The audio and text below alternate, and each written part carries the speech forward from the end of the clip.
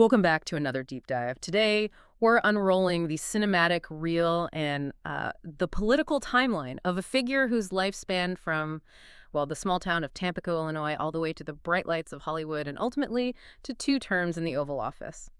Ronald Reagan. Mm-hmm. He's a president whose legacy, it still sparks intense debate, discussion, and his undeniable impact profoundly reshaped American politics and really the world. Absolutely. It's a fascinating journey. Our mission today isn't just to, recount history. We're going to go beyond the familiar headlines. We want to understand the key moments, those pivotal policy shifts, and the profound impact that shaped his entire legacy. Right. We've got a fascinating set of sources here that paint a really comprehensive and honestly often surprising picture of this, transformative figure. So let's unpack this complex story, tracing his journey from seemingly ordinary beginnings to the highest office in the land. Indeed, Ronald Reagan's story is one of remarkable evolution. And its complexity, I think, ensures its enduring relevance in our political discourse today. Yeah. What's truly fascinating here is how his varied experiences, from the disciplined world of sports broadcasting to the intricate dynamics of Hollywood union leadership, profoundly shaped his political philosophy long before he even considered electoral office. That's a great point. So our deep dive will cover his entire journey. His early life, his entertainment career, that pivotal time as California's governor, his often challenging path to the presidency, and of course his 2 terms in the White House, right through to his post-presidency and the enduring debate surrounding his legacy. Mm-hmm. By connecting these diverse dots to the bigger picture, we aim to help you understand not just what happened, but why it continues to matter and resonate in America today. Okay, let's rewind then, all the way back to the very beginning. Ronald Wilson Reagan entered the world on February 6, 1911 in Tampico, Illinois, small town. He was the younger son of Nell Clyde Wilson and Jack Reagan, and their household, it offered a study in contrasts, really. Yeah. Okay. His mother, Nell, she was deeply religious, committed to the Disciples of Christ faith, and a firm believer in the social gospel, which, for those unfamiliar, basically advocated applying Christian ethics to social problems like poverty, inequality. Right, practical faith. Exactly. Reagan himself credited her with much of his spiritual and moral grounding. His father, Jack, on the other hand, struggled significantly with alcoholism, a challenging reality that, undoubtedly left an impression on young Ronald. Oh, sure. He also had an older brother, Neil, and the family moved quite a bit before finally settling in Dixon, Illinois in 1920. These early family dynamics are absolutely crucial, I think, for understanding Reagan's developing worldview.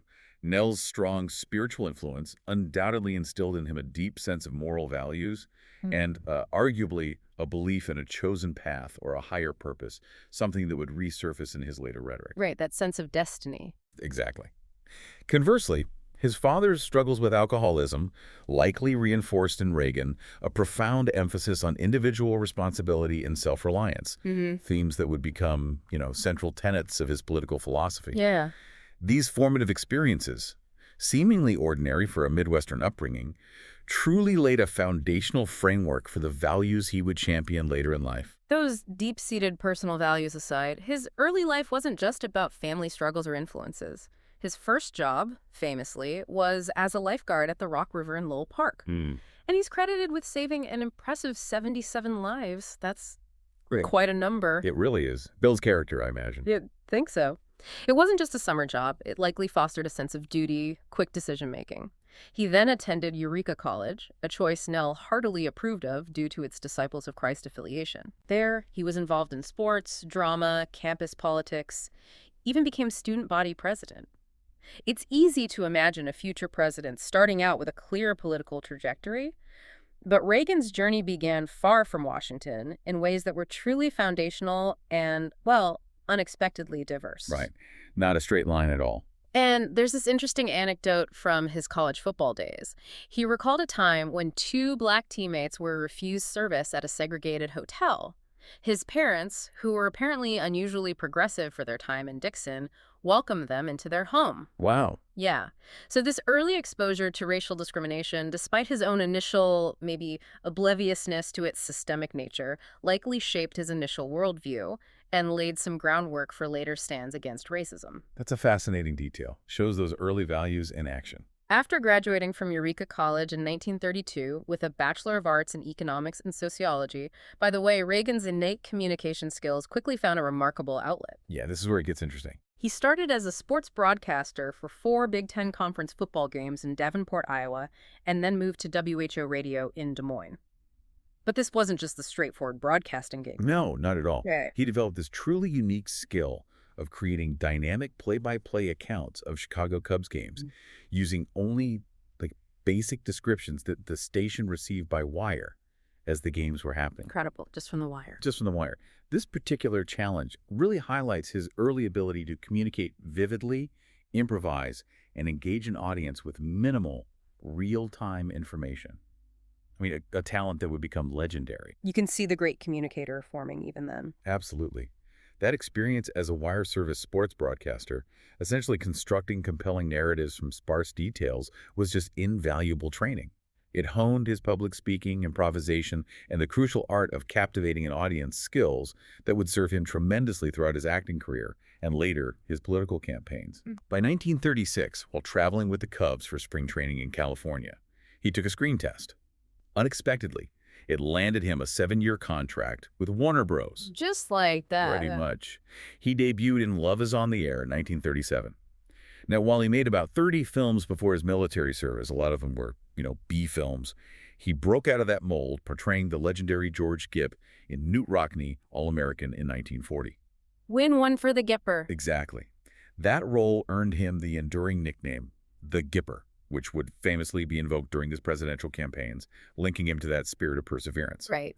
Then his performance in King's Row in 1942, where he played a leg amputee, a really dramatic role, was widely considered his best by many critics.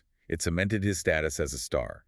Gallup polls even placed him in the top 100 stars between 1941 and 42. So he was really hitting his stride, but his ascent to movie stardom, however, was about to be interrupted by a different kind of call to duty, one that would further shape his understanding of national service and maybe bureaucracy.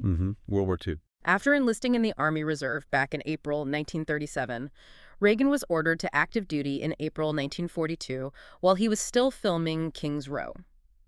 Now, due to severe nearsightedness, he couldn't serve in combat.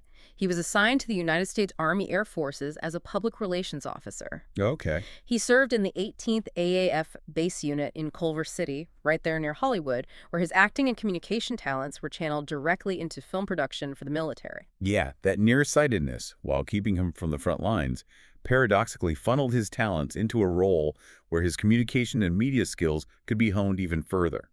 He produced an astonishing over 400 training films during his service. 400, that's incredible. Isn't it? And this wasn't just acting for entertainment. It was about conveying crucial, sometimes life-saving information effectively, a skill that would prove invaluable later. But it also provided him with an early and perhaps frustrating exposure to government systems. Well, he apparently felt it was impossible to remove an incompetent or lazy worker due to what he perceived as, the deep-seated incompetence, delays, and inefficiencies of federal bureaucracy. Ah, okay. Seeds of later critiques. Exactly. This early experience with the practical limitations of large government systems is a fascinating point that resonates strongly with his later political critiques against government overreach. 400 films, an incredible output, and what a unique way to gain that early, perhaps frustrating insight into the machinery of government itself, which he'd later so famously critique. He was ultimately discharged as a captain in December 1945. End of the war. Following his military service, Reagan entered another phase of his life that would significantly shape his political views. His time as president of the Screen Actors Guild, or SAG. Right. This is key. He served 2 non-consecutive terms, from 1947 to 52, and again from 59 to 60. His first tenure as SAG president was a really politically charged period, involving complex labor management disputes, the infamous Hollywood blacklist, and the implementation of the Taft-Hartley Act, which restricted union power. This period truly marked a profound political awakening for Reagan.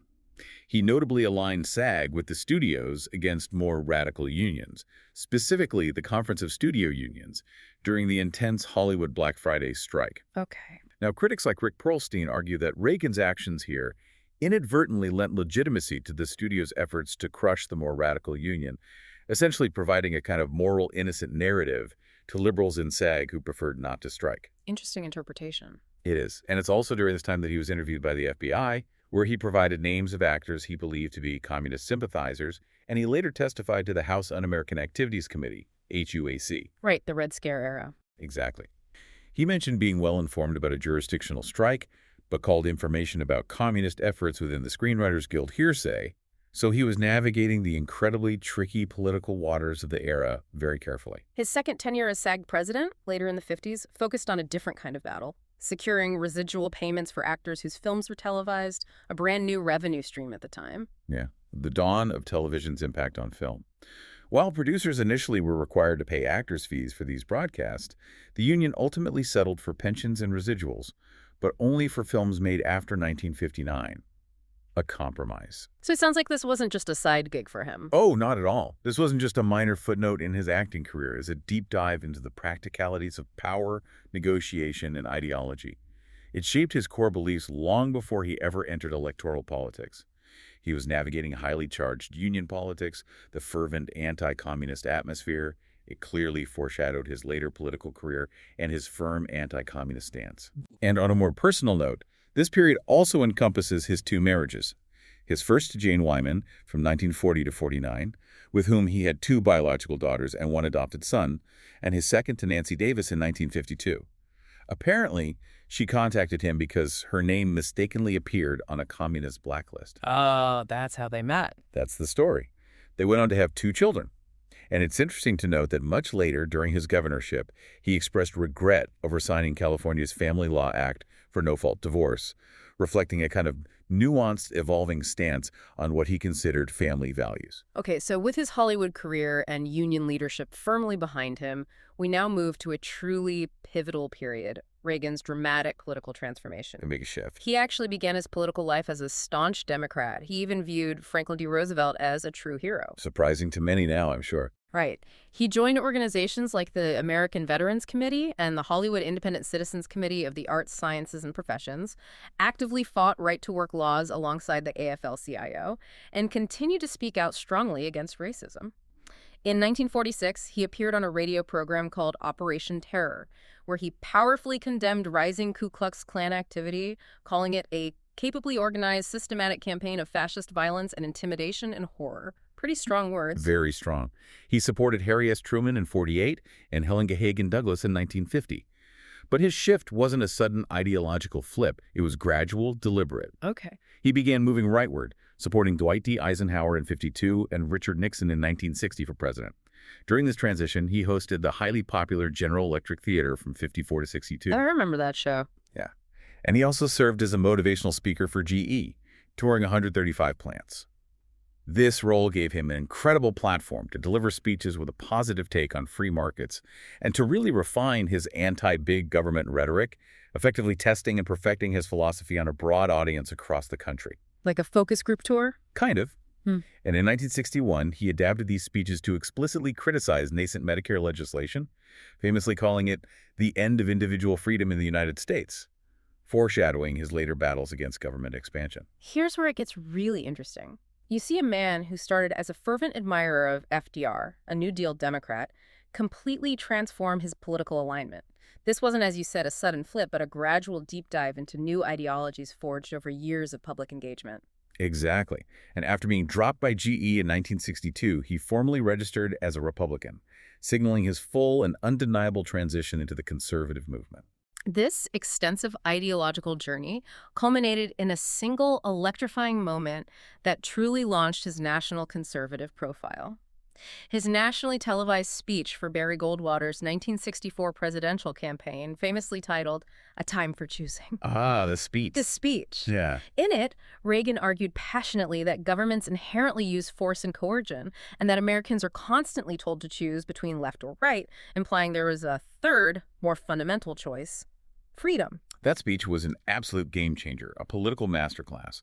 Despite Goldwater's ultimate landslide loss in the election, A Time for Choosing resonated deeply with conservatives nationwide and just propelled Reagan onto the national political stage as a formidable orator. Its rhetorical power, with themes of individual freedom, limited government, a strong national defense, these would become hallmarks of his entire career. Political analysts David S. Broder and Stephen H. Hess famously called it the most successful national political debut since William Jennings Bryan electrified the 1896 Democratic Convention. Wow, high praise. Extremely high praise.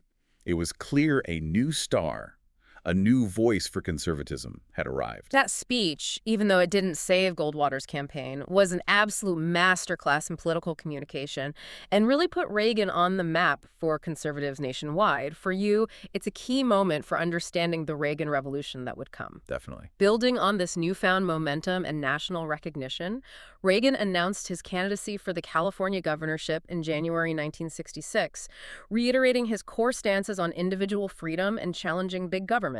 However, his campaign wasn't without controversy from the start. No, it wasn't. He faced criticism for opposing the Civil Rights Act of 1964. He responded that bigotry was not in his nature, but he also argued that certain provisions of the act, specifically related to property, infringed upon property owners' rights. A complex position. It was. He also initially supported the repeal of the Rumford Act, an anti-discrimination housing law, although he later preferred amending it rather than outright repealing it. His strategic branding during this campaign was quite shrewd, and it would become a familiar playbook. In the Republican primary, he defeated moderate Republican George Christopher, who, as William F. Buckley Jr. noted, had tried to paint Reagan as an extreme ideologue. Right. In the general election, incumbent Governor Pat Brown attempted to label Reagan as an extremist as well. But Reagan successfully portrayed himself as a political outsider, a classic tactic often used effectively by challengers against established incumbents. He skillfully blamed Brown for the recent Watts riots, depicting him as lenient on crime and failing to maintain order. His campaign focused sharply on issues resonating with the growing conservative base: high taxes, uncontrolled spending, the radicals at the University of California, Berkeley, and the urgent need for accountability in government. A potent mix. Absolutely. This potent combination of appealing to conservative values, leveraging public discontent, and presenting himself as a fresh face ultimately led to a decisive victory. He won with a commanding 57% of the vote. His victory wasn't just a personal win for him. It signaled a significant shift in California politics and a compelling preview of the national conservative movement he would later come to lead. But the governorship itself presented immediate and formidable challenges. Right away, starting with the budget. Taking office in 1967, Governor Reagan inherited a rather significant budget deficit from the previous administration, a situation exacerbated by past spending on new social programs. Despite his conservative rhetoric about cutting taxes and limiting government, he acknowledged the undeniable reality of the state's dire financial situation. No, reality bites. He called for reduced government spending, but also, somewhat surprisingly, given his future image, for substantial tax hikes to balance the budget. This is a truly crucial area for understanding the pragmatic conservatism that defined Reagan early in his career.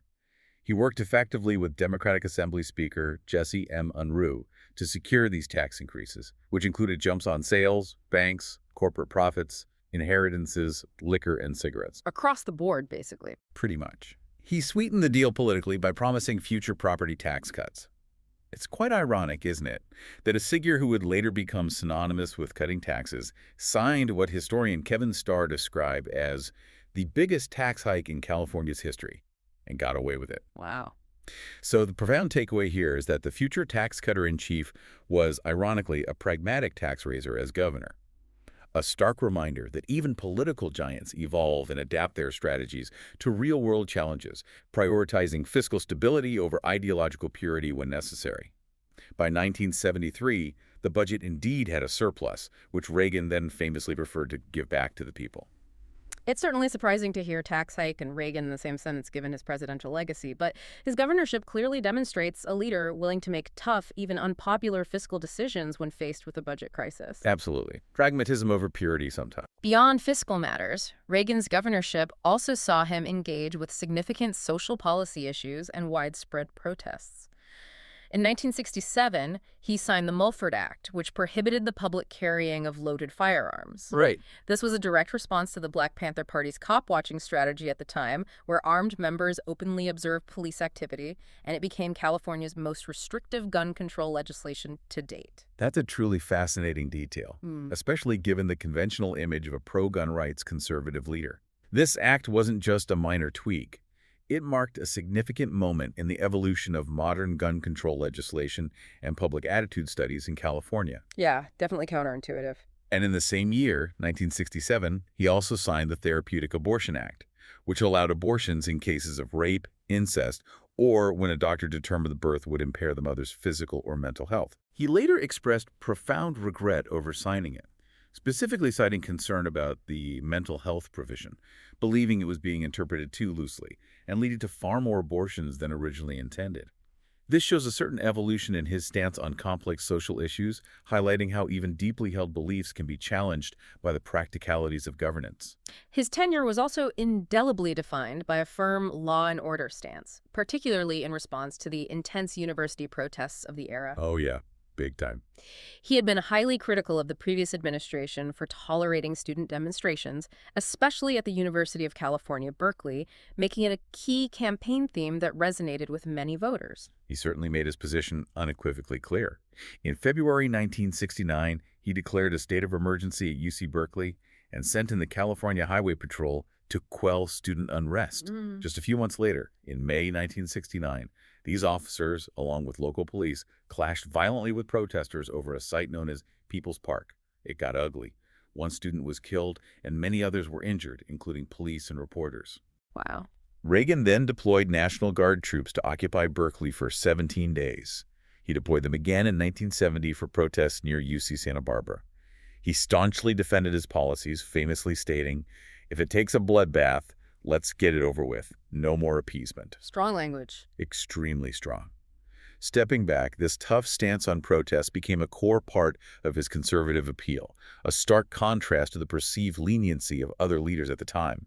And it definitely laid some significant groundwork for his future tough-on-crime policies and his war on drugs as president.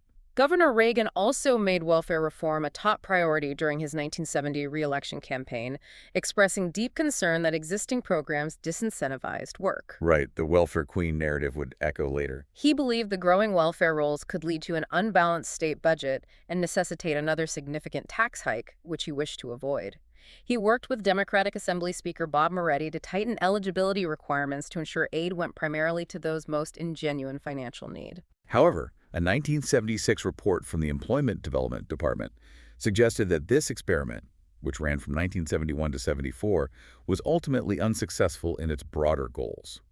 His approach also had significant impacts on education, a vital public service. Public schools reportedly deteriorated due to his opposition to additional basic education funding, and budget cuts he enacted severely damaged UC Berkeley's student-faculty ratio and its research capabilities. So cuts had consequences. They did. And despite toughening criminal sentencing laws, homicide and armed robbery rates actually doubled during his 8 years as governor, illustrating the complex challenge of crime. Doubled. Wow. Yeah. He strongly supported capital punishment, but his efforts to enforce it were repeatedly thwarted by the People v. Anderson ruling in 1972, which temporarily invalidated the death penalty in California. It truly was a mixed bag of results and starkly showed the limitations and trade-offs of his small government approach in California, particularly what applied to complex social and public service issues. After 2 terms in Sacramento, Reagan declined to run for governor in 1974, making it clear he was setting his sights much higher. He was ready for a national stage and a direct challenge for the White House. The 76 challenge against Ford. Exactly. The stage was indeed set for Reagan's first serious bid for the White House in 1976, when he courageously challenged incumbent President Gerald Ford for the Republican nomination.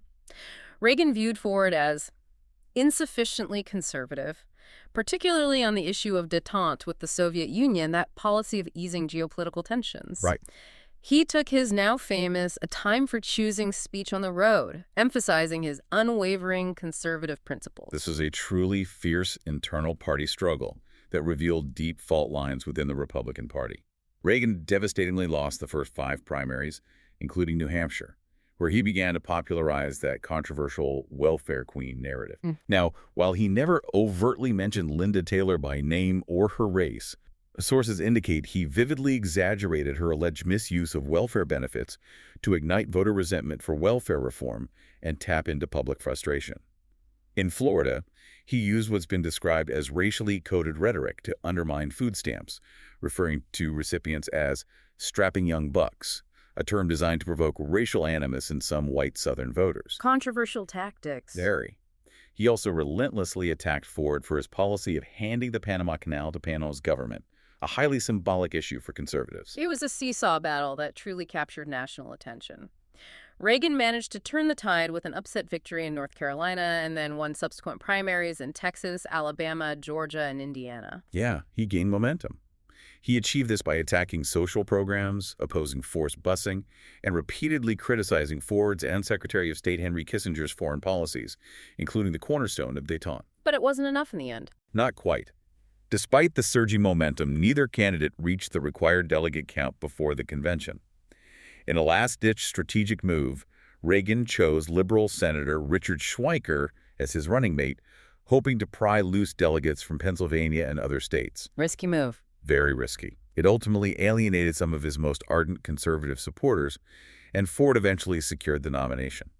But what's truly remarkable here is that even in defeat, Reagan delivered an exceptionally eloquent, passionate concession speech at the convention that famously overshadowed Ford's own acceptance address. I remember hearing about that. Yeah, it left some delegates wondering if they had voted for the wrong candidate. Ford himself later believed Reagan's primary challenge, by dividing the party, contributed significantly to his own narrow loss to Democrat Jimmy Carter in the 1976 presidential election. For you, this was a critical moment for the future of the Republican Party, and for Reagan himself. He may have lost the nomination, but his powerful rhetoric and undeniable appeal to the conservative base clearly demonstrated that he was an extraordinary force to be reckoned with. 4 years later, 1980, the political landscape had shifted dramatically, and Ronald Reagan was ready for another shot at the presidency. Round two. He emerged as a vocal and highly effective critic of President Jimmy Carter, leveraging widespread public discontent over the Panama Canal Treaty, the paralyzing 1979 oil crisis, and soaring interest, inflation, and unemployment rates. A perfect storm for Carter. Pretty much.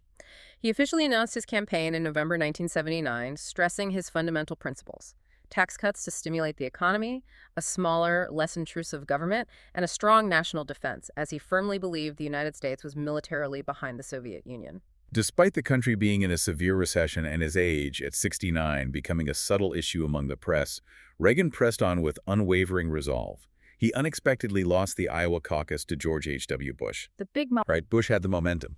But then came the New Hampshire primary debate. In a dramatic and unscripted moment, when the moderator tried to mute his microphone, Reagan furiously asserted, "I am paying for this microphone, Mr. Greensick." the famous line. The famous line.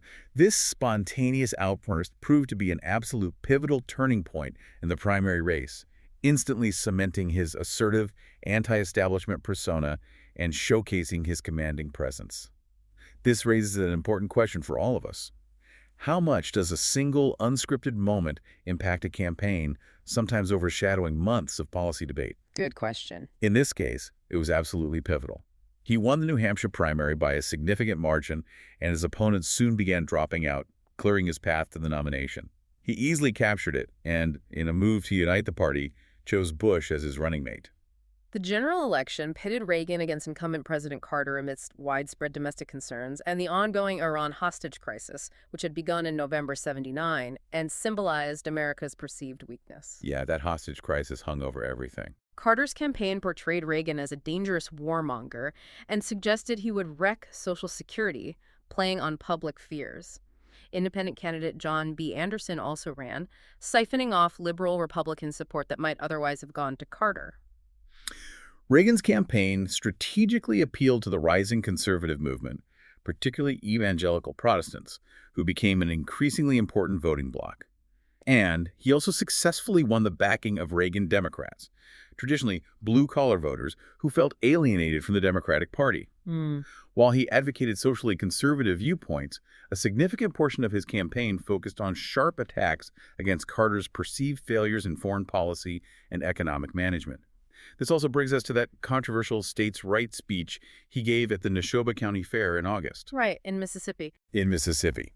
Historians like Joseph Crispino argue that this visit was deliberately designed to incite racial animus in white Southern voters, seen by some as a direct extension of the Southern strategy. a political tactic aimed at gaining support from white voters in the South by appealing to their racial resentment or opposition to civil rights advancements. Okay. However, allies and supporters of Reagan staunchly maintained that this was typical anti-big government rhetoric, devoid of any racial context or intent, simply emphasizing local control. So, conflicting interpretations there. Got it. In the October 28 debate, when Carter chided Reagan for being against national health insurance, Reagan famously quipped, "There you go again," generating laughter and instantly making him appear more appealing and relatable to viewers. Masterful debate moment. It really was. He also effectively asked the audience if they were better off than they were 4 years ago, a simple yet devastating question given the economic climate. It was later revealed that Reagan's campaign managers had controversially obtained Carter's debate briefing book before these pivotal debates. The Debategate controversy. Exactly. On November 4th, 1980, Reagan secured a truly decisive victory in the Electoral College, carrying 44 states and receiving a commanding 489 electoral votes to Carter's mere 49 in 6 states and the District of Columbia. A landslide. Huge landslide. He won the popular vote by a narrower but still significant margin, with nearly 51% to Carter's 41%. For you, this decisive victory marked not just a change in leadership, but a significant realignment of American politics, ushering in what many would call the Reagan era. Importantly, Republicans also gained a majority of seats in the Senate for the first time since 1952, solidifying the conservative wave. A real mandate. Ronald Reagan was inaugurated as the 40th President of the United States on January 20th, 1981, with Chief Justice Warren E. Burger administering the oath of office. In a moment of almost cinematic symbolism, Iran released the American hostages just as he was sworn in, ending the agonizing 444-day crisis. Incredible timing. Right. Provided an immediate sense of relief and national pride. In his inaugural address, Reagan delivered a powerful and memorable statement that would define his administration's philosophy on the country's economic malaise, declaring with conviction, "In this present crisis, government is not the solution to our problem. Government is the problem." A truly powerful opening statement. Signaled a clear and dramatic break from previous administrations and set the stage for a fundamental shift in how America viewed its government and economy. Yeah. He unequivocally advocated a laissez-faire philosophy, essentially, minimal government intervention, and swiftly moved to implement a set of neoliberal reforms dubbed Reaganomics. Reaganomics, let's break that down. Right. Primarily built on monetarism and supply-side economics. Monetarism, simply put, focuses on controlling the money supply to influence economic activity. Supply-side economics argues that economic growth can be most effectively fostered by lowering taxes and decreasing regulation. Okay, so the core of Reaganomics involved a bold and immediate approach to taxation, which initially saw dramatic cuts. Big cuts. He worked closely with a group of conservative Southern Democrats known as Boll-Weevil Democrats to pass his ambitious tax and budget legislation, even amid strong criticism from liberal House Speaker Tip O'Neill, who called his policies the rich man's tax cut. Yeah, that was the line. Early in his term, January 81, he quickly lifted federal oil and gasoline price controls, arguing it would stimulate supply. Then, in August 81, he signed the Economic Recovery Tax Act, or ET. This dramatically lowered federal income tax rates across the board and indexed exemptions and brackets for inflation starting in 1985. A truly sweeping change. What's truly fascinating here, though, is the nuanced reality behind the enduring tax cutter image. Despite these initial sweeping cuts, growing concerns about the mounting federal debt led him to sign the Tax Equity and Fiscal Responsibility Act of 1982, or TEFRA. TIFRA, so a tax increase. Effectively, yes. This bill raised taxes by doubling the federal cigarette tax and rescinding a portion of the corporate tax cuts from the 81 bill. Paul Krugman, for instance, estimated it effectively reversed about a third of the 1981 cuts overall. Wow, okay. In fact, historical records show Reagan signed tax increases 11 times during his presidency, demonstrating a willingness to adjust policy when necessary. By 1983, while taxes had generally fallen for most taxpayers, it was undeniably higher-income individuals who benefited the most from the overall reductions. Right. The Tax Reform Act of 1986 further simplified the code, reducing the number of tax brackets and the top tax rate while almost doubling personal exemptions. Reagan's belief, influenced by the controversial Laffer curve. A napkin drawing. Sort of, yeah. That theoretical relationship which argues that at a certain point, raising tax rates can actually reduce government revenue by discouraging economic activity. His belief was that tax cuts would not increase the deficit as long as economic growth and corresponding spending cuts followed. Hmm. Critics, of course, famously labeled this trickle-down economics, arguing benefits wouldn't reach lower-income individuals. However, 1990s. When Reagan took office, the country was grappling with stagflation, that challenging and painful combination of stagnant economic growth and rampant high inflation. A really tough environment. The economy saw a brief period of growth before plunging into a severe recession in July 1981, which deepened the sense of national economic unease. To combat the rampant inflation, Federal Reserve Chairman Paul Volcker aggressively pursued a tight money policy, which meant keeping interest rates very high, some of the highest in modern history. Painful medicine. Extremely painful. This policy, while undeniably effective against inflation, severely restricted lending and investment, leading to a temporary but significant reduction in economic growth and a painful increase in unemployment, which peaked at 10.8% in December 1982. Ouch. Yeah. Yeah. But as many economists argue, it was necessary medicine for the economy. However, after 1982, economic activity began to rise with remarkable vigor, initiating what was, at the time, the longest peacetime economic expansion in U.S. history. The recession officially ended in 1983. And Reagan, fearing damage to economic recovery confidence, wisely renominated Volcker for a second term. Later, Alan Greenspan succeeded Volcker in '87 and also raised interest rates, which some argue contributed to the Black Monday stock market crash, though markets eventually recovered rapidly. Right. By 1989, unemployment had dramatically dropped to 5.3%, and inflation had fallen dramatically from 12% in 1980 to under 5%. Interest rates also dropped from a peak of 15% to under 10%. So a major turnaround on those fronts. It's important to note, however, that not everyone shared equally in this impressive economic recovery. Critics widely observed that economic inequality and the number of homeless individuals increased significantly during the 1980s. That's a key criticism. And a substantial number of the new jobs created during this decade reportedly paid minimum wage, leading to questions about the quality of the recovery for all Americans. Yeah, the nature of the job growth was definitely debated.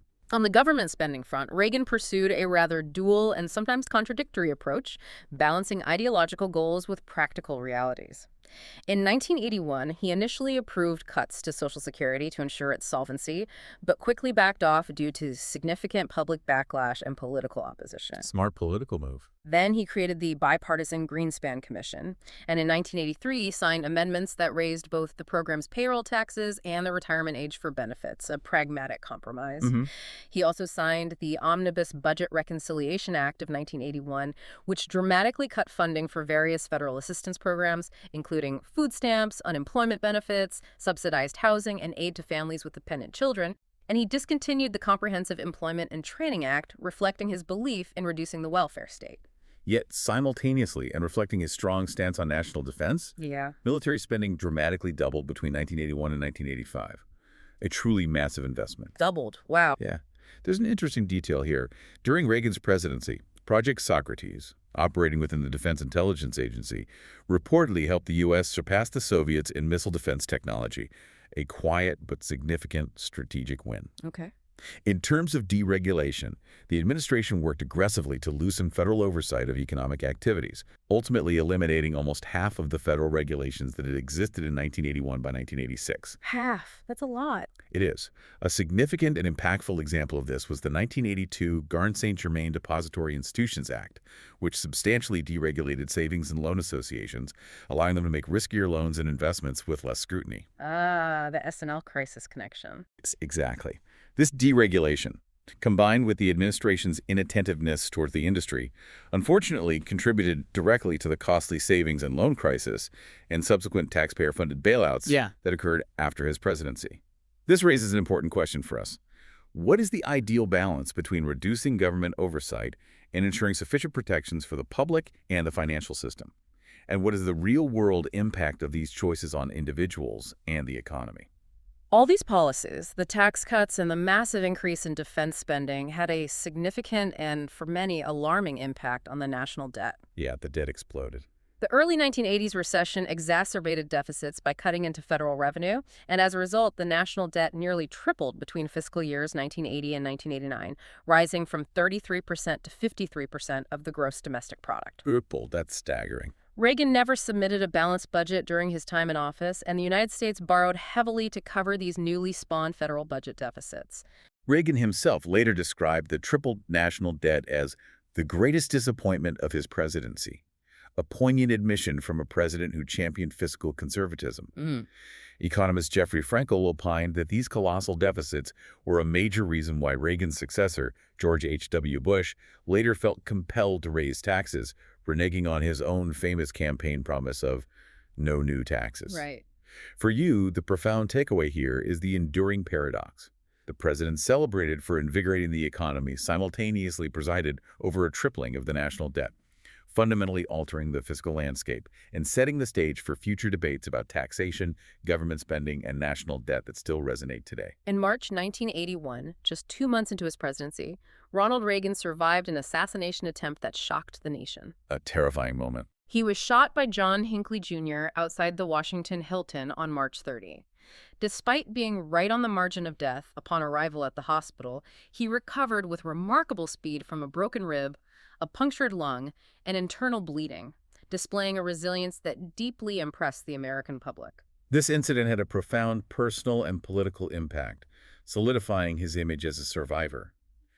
Reagan himself later came to believe that God had spared his life for a chosen mission, which seemed to reinforce his already strong sense of divine purpose and destiny. Public reaction was overwhelmingly sympathetic, and his approval rating surged dramatically, peaking above 70% shortly after the attempt, underscoring the rallying effect of a national crisis. Throughout his presidency, Reagan also left an indelible mark on the federal judiciary, fundamentally reshaping its ideological direction for decades. Huge long-term impact. He appointed 3 associate justices to the Supreme Court. Sandra Day O'Connor in 1981, fulfilling a campaign promise to name the first female justice. Historic appointment. Antonin Scalia in 1986, a staunch conservative, and Anthony Kennedy in 1988, considered a more moderate conservative. He also elevated William Rehnquist from Associate Justice to Chief Justice in 1986. This wholesale reshaping of the Supreme Court was widely and accurately described as a conservative shift, and it represents a long-term impact that extended far beyond his immediate presidential tenure, influencing American jurisprudence on everything from civil rights to environmental law for generations. This strategic use of judicial appointments is a powerful but often understated part of a president's legacy. Another defining moment of his first term was his firm and controversial stance against public sector labor unions. In August 1981, the Professional Air Traffic Controllers Organization, or PATCO, went on strike. Right, a critical moment. And that move directly violated federal law prohibiting government unions from striking. Reagan's response was swift, uncompromising, and historic. He threatened to fire any controllers who did not return to work within 48 hours, and when approximately 12,000 ignored his order, he followed through, firing every single one of them. Fired 12,000 people. Just like that. The government then used military controllers and supervisors to manage the nation's commercial air traffic until new controllers could be hired and trained, a process that took years. This decisive breaking of the PATCO strike sent a powerful and unmistakable message, widely seen as demoralizing organized labor across the country and leading to a significant decline in the number of strikes throughout the 1980s. Union membership also dropped considerably during his presidency, from approximately 1/4 to 1/6 of the total workforce, marking a dramatic shift in the landscape of American labor relations. Reagan's civil rights record is complex and often contradictory, marked by both progressive initiatives and significant controversies. It's very complex. Yeah. Despite his past opposition to the Voting Rights Act of 1965, the bill was extended for 25 years in 1982. He also initially opposed the establishment of Martin Luther King Jr. Day as a federal holiday, believing the momentum for the holiday was based on an image, not reality, and fearing it would open the door to holidays for other figures. Right, he was skeptical. But he ultimately signed the bill to create the holiday in 1983 after it passed both houses of Congress with veto-proof margins, demonstrating a pragmatic acceptance of legislative reality.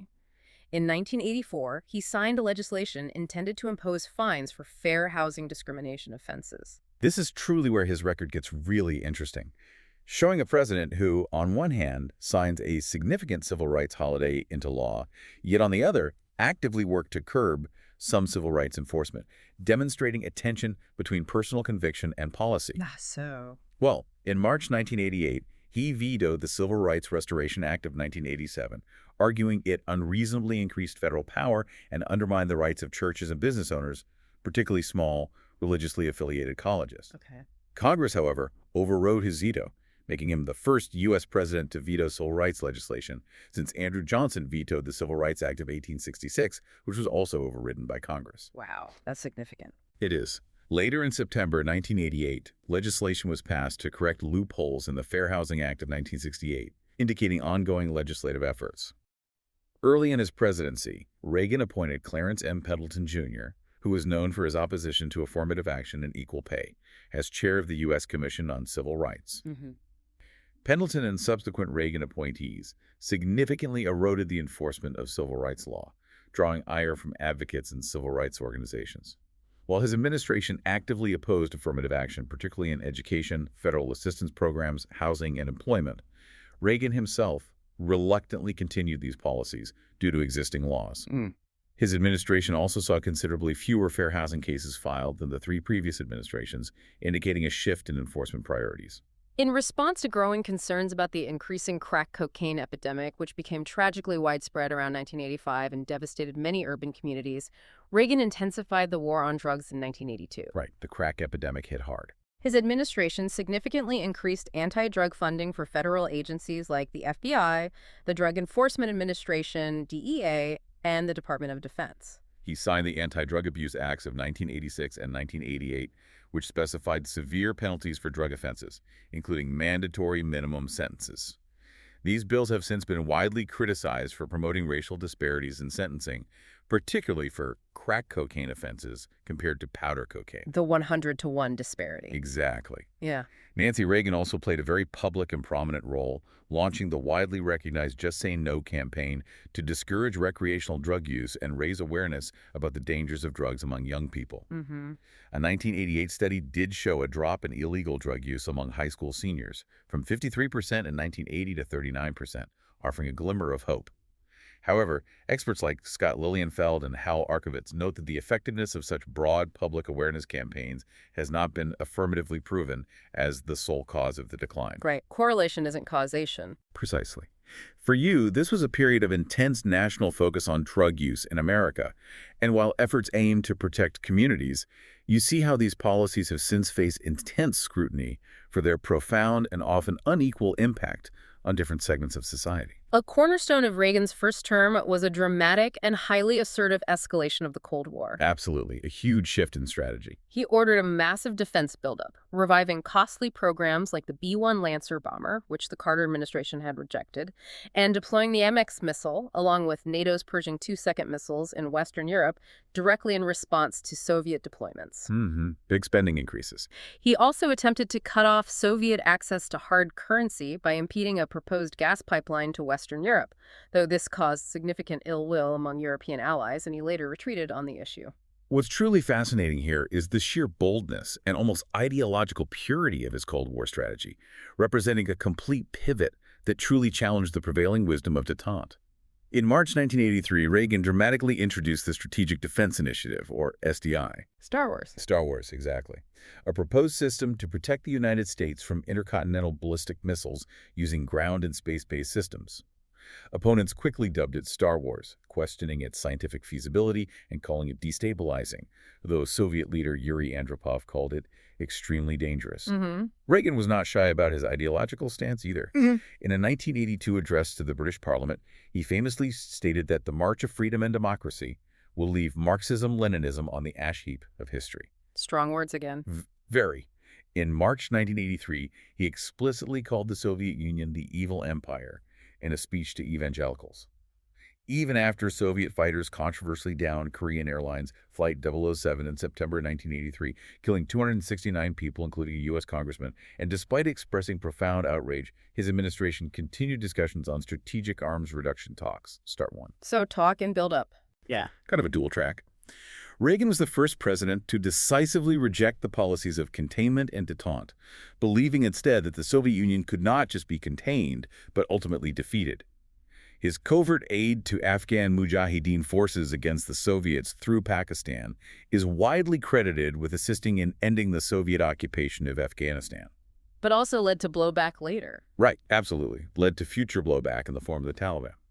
In his 1985 State of the Union address, he proclaimed, "Support for freedom fighters is self-defense," encapsulating the broader Reagan doctrine, which supported anti-communist movements globally, often, critics argue, ignoring human rights violations in the countries they backed. In October 1983, Reagan ordered the highly controversial invasion of Grenada after Prime Minister Maurice Bishop was overthrown and murdered by hardline communists. Right. A swift military action. He cited a regional threat from a Soviet-Cuban military buildup on the island and, more pressingly, concern for the safety of hundreds of American medical students at St. George's University. The invasion involved 2 intense days of fighting and resulted in a swift American victory. While it enjoyed significant public support in the United States, hailed as a decisive blow against communist expansion, it was widely criticized internationally, with the United Nations General Assembly voting to censure the American government. Mm-hmm. Interestingly, this rapid military success and the surge of public approval it generated largely overshadowed the tragic 1983 Beirut barracks bombings, which had occurred just days earlier and killed 241 Americans taking part in a peacekeeping operation in Lebanon. The Grenada invasion offered a narrative of American strength and resolve at a critical moment. Okay, moving into the second term. Building on a strong first term and a recovering economy, Ronald Reagan announced his re-election campaign in January 1984, declaring confidently, "America is back and standing tall." The Morning in America theme. Exactly. His administration also reversed the unpopular decision to send the U.S. Marines to Lebanon, eliminating a significant political liability from his first term. He faced minimal opposition in the Republican primaries and accepted the nomination with George H.W. Bush as his running mate. His campaign was iconic, featuring that famous Morning in America commercial that masterfully leveraged feelings of renewed patriotism and economic recovery, resonating deeply with the public enjoying a period of growth. Mm-hmm. His opponent, former Vice President Walter Mondale, was attacked as a tax-and-spend Democrat, while Mondale, in turn, criticized Reagan's ballooning deficit, the Strategic Defense Initiative, and his civil rights policies. A key issue, however, was Reagan's age at 73. He was the oldest president in office at the time. Right, the age factor. Yeah, this concern was particularly highlighted after his somewhat shaky performance in the first presidential debate, where he struggled to recall statistics and appeared to lose his train of thought. But then came the second debate. Ah, yes. Reagan's communication genius truly shone through, turning a perceived weakness into an undeniable strength. When the topic of his age was brought up, he famously quipped, "I will not make age an issue of this campaign. I am not going to exploit, for political purposes, my opponent's youth and inexperience." Classic Reagan humor. Absolutely. This witty remark, which generated widespread applause and laughter, even from Mondale himself, instantly and completely neutralized the age issue. For you, this election was a powerful testament to his communication skills and his extraordinary ability to connect with the American public, creating an image of renewed national confidence and optimism. And the result. In November, Reagan won a landslide re-election victory with 59% of the popular vote and a staggering 525 electoral votes from 49 states, with Mondale only winning his home state of Minnesota and the District of Columbia. Just a massive win. Okay, let's turn to a more somber topic from the second term, the AIDS epidemic. It tragically began to unfold in 1981, and it was initially a terrifying and poorly understood crisis for both physicians and the public, often compounded by social stigma. Yeah, a really difficult time. White House physician John Hutton later recalled that Reagan initially thought of AIDS as though it was the measles, expecting it to simply go away with time. The undeniable turning point for Reagan's personal awareness seems to have been the highly public death of his friend, actor Rock Hudson, in October 1985, who died from AIDS-related complications. Reagan then approached Hutton for more direct information. Okay. Still, remarkably, between September 18, 1985 and February 4, 1986, Reagan did not mention AIDS publicly, despite the growing crisis. In 1986, he asked Surgeon General C. Everett Koop to develop a comprehensive report on AIDS. Koop, right. Koop, a conservative, angered many evangelical conservatives, both within and outside the administration, by stressing the importance of sex education, including condom usage, in schools. Reagan reportedly hadn't even read the full report when he gave his first public speech on the epidemic in 1987. 1987, that seems late. It does. By then, the grim statistics were undeniable. 36,058 Americans had been diagnosed with AIDS, and 20,849 had died. In that speech, he called for increased testing, including routine testing for marriage applicants and mandatory testing for select groups like federal prisoners. However, even after this, Reagan remained notably reluctant to publicly address AIDS with the frequency and urgency many felt was needed. This raises an important question for you to consider. What role and responsibility does a president bear in publicly addressing a health crisis, especially when it involves complex social issues and deeply held societal beliefs and prejudices? Scholars and AIDS activists, including Randy Schultz and Michael Bronsky, have been highly critical, arguing that the Reagan administration largely ignored the crisis in its early critical years, chronically underfunded research, and routinely denied crucial funding requests from doctors at the Centers for Disease Control and Prevention. Right. That's the core criticism. While Reagan did call the government AIDS research program a top priority, in a September 1985 press conference shortly after Rock Hudson's diagnosis, he also cited budgetary constraints as a reason for some funding limitations.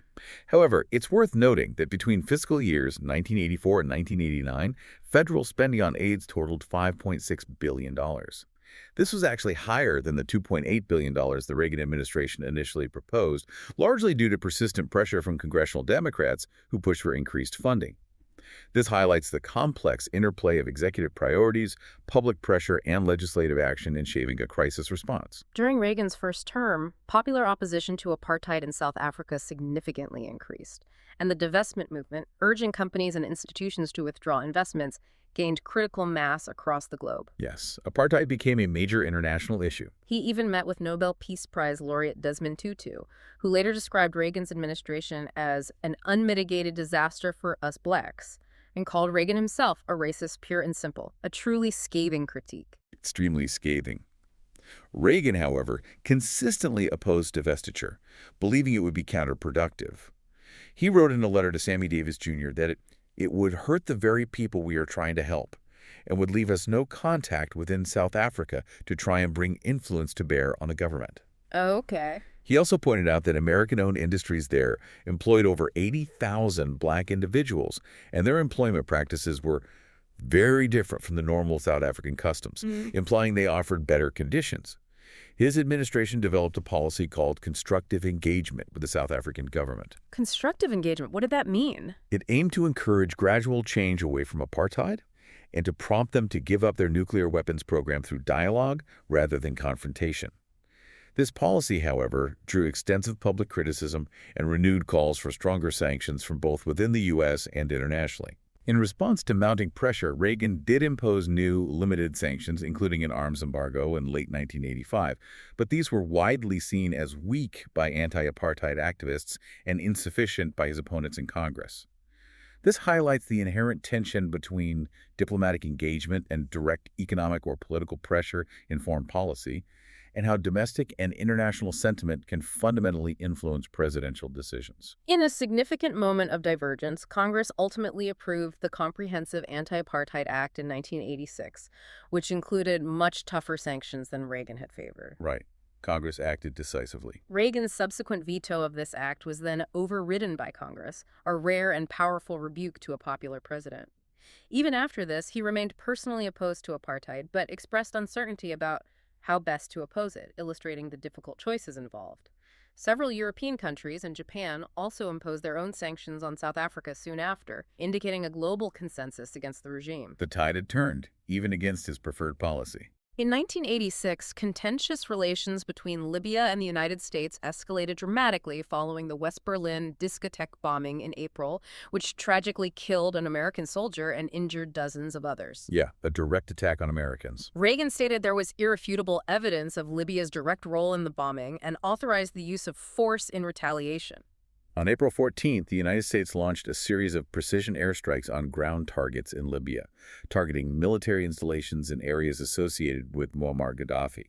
Crucially, Prime Minister Margaret Thatcher allowed the U.S. Air Force to use British bases for the attack, justifying it as supporting America's right to self-defense under Article 51 of the UN Charter. Thatcher's support was key. Absolutely. Reagan's stated aim was to halt Muammar Gaddafi's ability to export terrorism and offer him incentives and reasons to alter his criminal behavior. However, the attack was condemned by many countries, particularly in the Arab world, and the United Nations General Assembly adopted a resolution to censure the U.S., deeming it a violation of the Charter and international law. It was a bold, unilateral move that showcased America's willingness to use force, but came at a diplomatic cost. One of the most significant and damaging controversies of Reagan's second term was the Iran-Contra affair, a complex web of illegal and secretive operations that unfolded between 1985 and 1987. Iran-Contra. Yeah, this was huge and really complicated. It originated with Reagan's authorization to William J. Casey, the director of Central Intelligence, to arm the Contras, Nicaraguan anti-Sandinista rebels, out of concern that communists would take over Nicaragua. This was despite Congress passing the Bolin Amendment in both 82 and 84, which explicitly prohibited the CIA and Department of Defense from using their budgets to provide aid to the Contras. Right, Congress had forbidden it. But in direct circumvention of these legislative prohibitions, the administration, primarily through National Security Council staff like Oliver North, raised funds for the Contras from private donors and foreign governments. The CIA also secretly mined Nicaraguan harbors, an act of war that drew international condemnation. So, operating outside the law. Pretty much. Yeah. By mid-1985, a separate but related issue emerged. The Iranian-backed terrorist group Hezbollah had begun taking American hostages in Lebanon in reaction to perceived U.S. support of Israel. Okay. In an attempt to secure their release, Reagan secretly authorized the sale of American arms, over 2,000 missiles, to Iran, which was then engaged in the Iran-Iraq War, hoping Iran would pressure Hezbollah. Congress was deliberately not informed of these highly sensitive transactions. Armed for hostages. That was the essence of it. Ultimately, Hezbollah released 4 hostages, but tragically captured an additional 6 Americans, showing the arms for hostages deal was largely ineffective.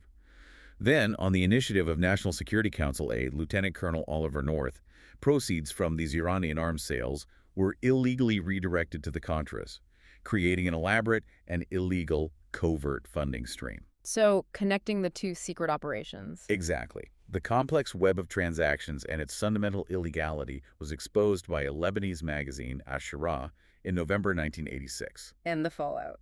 Reagan initially denied any wrongdoing, but on November 25 announced that National Security Advisor John Poindexter and Oliver North had left the administration, and he formed the Tower Commission to investigate the affair. A few weeks later, a special prosecutor, Lawrence Walsh, was appointed for a separate, independent investigation. The Tower Commission, what did it find? Its report, released in February 1987, unequivocally confirmed that the administration had indeed traded arms for hostages and illegally diverted funds from the weapon sales to the Contras. It laid most of the blame on North, Poindexter, and former National Security Advisor Robert McFarlane, but also sharply criticized Donald Reagan, the White House Chief of Staff, and other senior White House staffers for their lax management. But what about Reagan himself? Did he know? Crucially, while investigators did not find conclusive proof that Reagan himself had known about the aid provided to the Contras, the report noted that he created the conditions which made possible the crimes committed by others and had knowingly participated or acquiesced in covering up the scandal. So responsible even without direct knowledge. That's what the commission implied. This affair severely damaged the administration's credibility, raised serious questions about Reagan's executive competency and oversight, and badly damaged America's international standing, as it had violated its own arms embargo on Iran. For you, this raises an important and enduring question. How much responsibility does a leader truly bear for the actions of their subordinates, especially when those actions circumvent laws passed by Congress, even if direct knowledge isn't conclusively proven? The sources suggest that even without direct knowledge, a president's leadership style and the culture they foster in their administration can set the stage for such transgressions. It highlights the often unseen consequences of a hands-off approach to executive oversight. In the fraught context of the tanker war in the Persian Gulf, a serious and tragic incident occurred on May 17, 1987, when an Iraqi fighter jet mistakenly hit the USS Stark with 2 Exocet missiles, tragically killing 37 American sailors. A terrible accident during a tense time. 3 days later, President Reagan accepted Iraq's official apology, acknowledging it was an accidental attack, but he declared a new policy of self-defense, ordering U.S. ships in the Gulf to defend yourselves, defend American lives if approached hostilely. He further stated that the villain in the piece really is Iran, indicating his administration's continued focus on Iran's role in the regional tensions and its support for Iraq in the ongoing Iran-Iraq War. Perhaps the most celebrated aspect of Reagan's second term and his presidency as a whole was the dramatic and ultimately successful shift in the Cold War dynamic. Yeah, the end of the Cold War is inseparable from his legacy. While the Soviets did not accelerate their military spending in direct response to Reagan's massive military buildup, their economy was severely burdened by enormous military expenses, inefficient collectivized agriculture, manufacturing inefficiencies, and falling oil prices, their primary export. Right. The Soviet system was creaking under the strain. This potent combination led to deep economic stagnation under the new Soviet leader, Mikhail Gorbachev. And Reagan's approach changed. It did. His foreign policy towards the Soviets, particularly after Gorbachev came to power, wavered initially between brinkmanship, that art of pushing a dangerous situation to the brink, and eventual cooperation. Reagan wisely appreciated Gorbachev's revolutionary change and the sincerity of his reform efforts and strategically shifted to diplomacy, intending to encourage him to pursue substantial arms agreements. The summits. Exactly. They held 4 crucial summit conferences between 1985 and 1988, building an unexpected personal rapport. Reagan firmly believed that if he could persuade the Soviets to allow for more democracy and free speech, it would ultimately lead to fundamental reform and the eventual end of communism. If we connect this to the bigger picture for you, we see how internal Soviet pressures, combined with Reagan's firm stance and later astute diplomatic engagement, created a unique and historic window for truly major geopolitical shifts that changed the world order. The Reykjavik summit in 1986 was a near-miss moment of incredible, almost unimaginable potential. It really was something. The two leaders agreed in principle to abolish all nuclear weapons, a breathtaking proposal. But Gorbachev conditioned this on SDI research, being confined strictly to laboratories. And Reagan refused. He did, resolutely, stating that SDI was defensive only and that he would even share its secrets with the Soviets. Because of this impasse over SDI, no deal was reached, leaving many to wonder what might have been. Then, in June 1987, Reagan delivered his famous and now iconic speech at the Brandenburg Gate in Berlin, directly addressing Gorbachev with the powerful challenge to tear down this wall. Mr. Gorbachev, tear down this wall. Yeah. Although largely ignored by the international press at the time, dismissing it as just another piece of Cold War rhetoric, this remark was retroactively recast as a soaring achievement and a prophetic statement after the Berlin Wall dramatically fell in 1989. A major diplomatic breakthrough, however, did come at the Washington summit in December 1987. Yes. Reagan and Gorbachev signed the Intermediate Range Nuclear Forces Treaty, or INF Treaty. This landmark treaty committed both nations to the total abolition of their short-range and medium-range missile stockpiles and established an unprecedented inspection regime to ensure compliance. The U.S. Senate overwhelmingly ratified the treaty in May 1988, which provided a major boost to Reagan's popularity, particularly in the aftermath of the Iran-Contra affair. This ushered in a new era of trade and openness, with the United States and the Soviet Union even cooperating on international issues like the Iran-Iraq War, fundamentally thawing relations. It truly shows a president capable of adapting strategy from initial evil empire rhetoric to direct, impactful, and ultimately successful diplomatic engagement. Okay, let's move into the post-presidency. Ronald Reagan left office on January 20th, 1989 at the age of 77, making him the oldest president at the end of his tenure at that time. A long career. He and Nancy settled into a comfortable retirement, dividing their time between their home at 668 St. Cloud Road in Bel Air and their beloved Rancho del Cielo, his Western White House in Santa Barbara. He remained somewhat engaged in political life, receiving multiple awards and honors and commanding generous payments for speaking engagements. In 1989, he even supported repealing the 22nd Amendment, which limits presidents to 2 terms. Interesting. The Ronald Reagan Presidential Library opened in 1991, becoming a key site for preserving his papers and legacy, and a center for conservative thought. He also addressed the 1992 Republican National Convention, aiming to inspire allegiance to the party regulars and solidify the conservative base, and continued to advocate for a constitutional amendment requiring a balanced budget. What's truly fascinating here for you is how a figure so emblematic of the conservative movement could take a public stance on gun control that many of his staunchest supporters found contradictory and even heretical. Yeah, this surprised a lot of people. Reagan publicly favored the Brady Bill, a landmark piece of gun control legislation, drawing immediate criticism from gun control opponents. In his first public appearance after leaving office in 1989, shortly after the tragic Stockton schoolyard shooting, he stated with conviction, "I do not believe in taking away the right of the citizen to own guns for sporting, for hunting, and so forth, or for home defense. but I do believe that an AK-47, a machine gun, is not a sporting weapon or needed for the defense of the home. Pretty clear stance. He even penned a powerful New York Times op-ed in 1991 titled Why I'm for the Brady Bill, personally advocating for the measure. And his support for gun control didn't stop there. No. In May 1994, he joined Gerald Ford and Jimmy Carter in sending a rare joint letter to House members urging them to support the controversial federal assault weapons ban, further illustrating his willingness to break from strict conservative party lines on certain issues when he felt it was in the public interest. It showed a pragmatic side, a willingness to evolve, and even challenge his own base on issues he believed strongly in. Reagan's final public speech occurred in February 1994 during a tribute to him in Washington, D.C., and his last major public appearance was at the funeral of his former political rival, Richard Nixon, in April 1994. Tragically, in August 1994, he received the difficult diagnosis of Alzheimer's disease, A devastating diagnosis. which he publicly announced in a heartfelt handwritten letter that November, a poignant message that touched the nation. There had been considerable public speculation about how long he might have been showing symptoms of mental degeneration, particularly after some perceived stumbles during his second term. However, his doctors definitively stated that he first began exhibiting overt symptoms of the illness in late 1992 or 1993. Over time, the disease tragically destroyed Reagan's mental capacity, slowly robbing him of his memories and connections.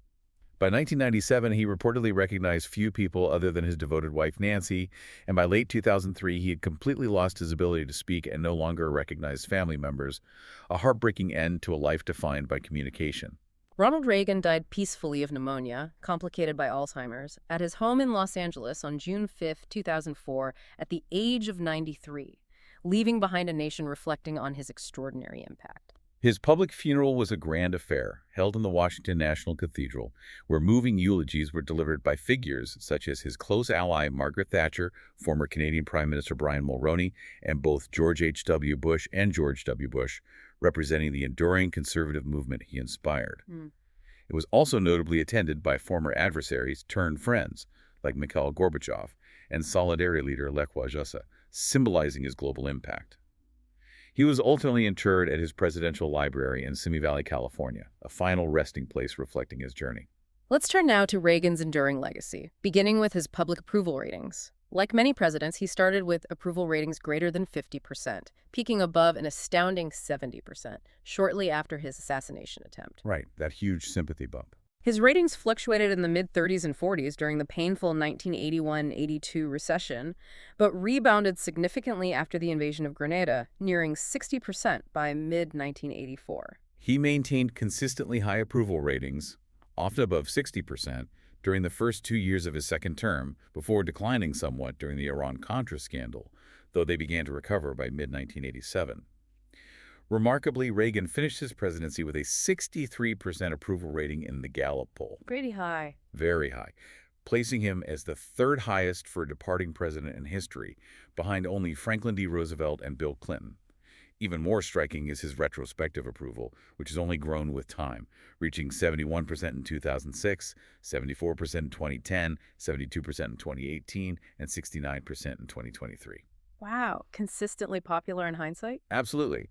He's often found to be the second most popular post-World War II president, behind only John F. Kennedy, truly solidifying the Teflon president moniker, that nod to his ability to deflect criticism without it sticking to his public image. Historians and scholars have reached a broad consensus that Reagan rehabilitated conservatism, turned the country to the right, practiced a pragmatic conservatism that balanced ideology with the practical constraints of government, revived faith in the presidency and American self-respect, and contributed to critically ending the Cold War. That's a pretty strong consensus on the positive side. Many consider him the most influential president since Franklin D. Roosevelt, leaving an indelible mark on American politics, diplomacy, culture, and economics.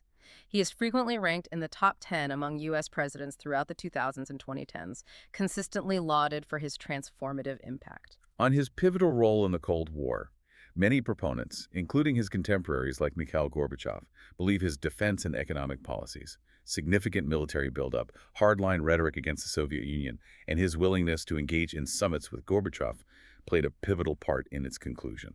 Jeffrey Knott, for instance, argues that while Reagan's evil empire label might not have swayed Soviet leaders directly, It likely offered profound encouragement to Eastern European citizens who opposed their communist regimes, bolstering internal resistance.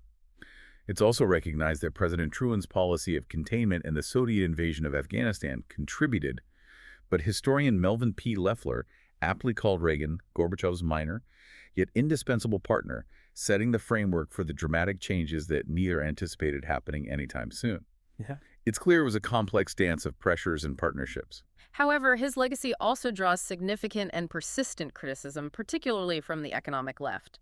Paul Krugman, for example, points to Reagan's tenure as the beginning of a period of increased income inequality, often referred to as the Great Divergence, where the gap between the rich and poor widened dramatically. Right. That's a major critique. Krugman also views Reagan as having initiated the ideology of the current-day Republican Party, which he feels is led by radicals seeking to undo the 20th century gains in income equality and unionization.